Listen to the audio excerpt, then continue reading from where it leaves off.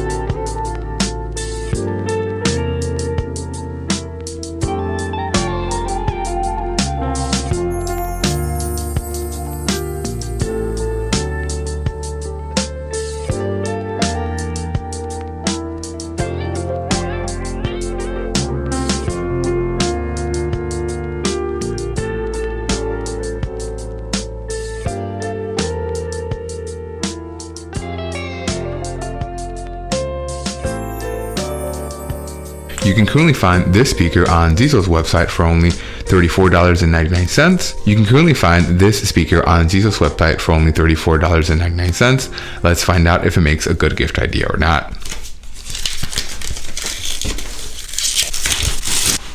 In the box, we get a small carabiner that should not be used for climbing, an auxiliary cable that has a very nice spring tension relief at the end. But again, something that I've noticed about these Zizo auxiliary cables is that they already look tarnished, as if they have been hit by moisture or they were poorly made, or I don't know what. But that's the second time I've seen this with other Zizo products.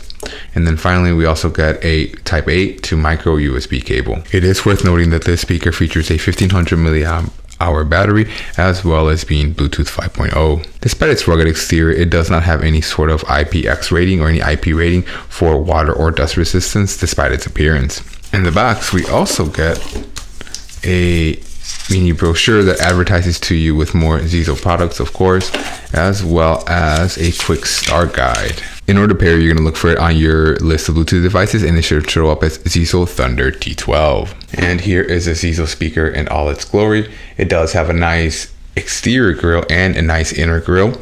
In addition to that, it does have a forward skip and a backward skip button, as well as a dedicated M for mode button, as well as having a play pause button.